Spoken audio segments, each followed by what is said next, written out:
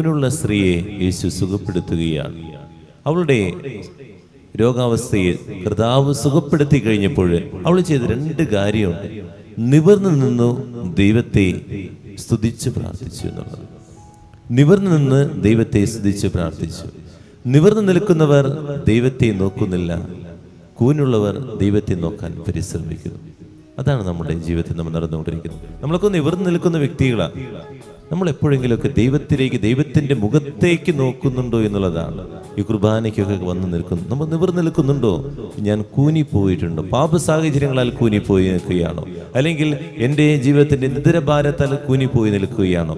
എൻ്റെ ജീവിതത്തിലെ ഓരോരോ ബുദ്ധിമുട്ടുകൾ, അലസതകളാൽ ഞാൻ കൂനിപ്പോയി നിൽക്കുകയാണ്. നിവർന്നു നിൽക്കാൻ, നിവർന്ന് ദൈവത്തെ കാണാൻ വേണ്ടിയാണ് ദൈവത്തിൻ്റെ സന്നിധിയിൽ വന്നിരിക്കുന്നത്. ആ ദൈവത്തിൻ്റെ സന്നിധിയിൽ വന്ന് ദൈവത്തെ സ്തുതിക്കാൻ നമുക്ക് മനസ്സുണ്ടാകണം. അത് നമ്മൾ ആ